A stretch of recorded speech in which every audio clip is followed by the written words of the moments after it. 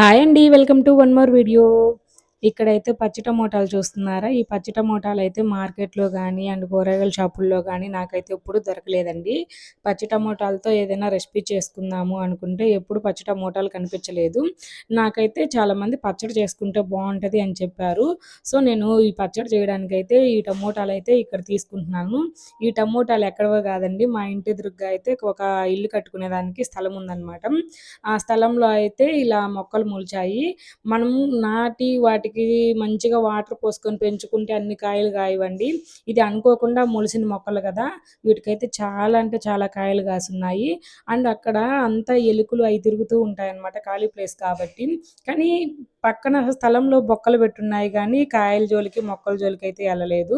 కాయలైతే బావున్నాయి. అందుకని చెప్పి నాకు కావాల్సినన్ని కాయలైతే నేను కోసుకొచ్చుకున్నాను.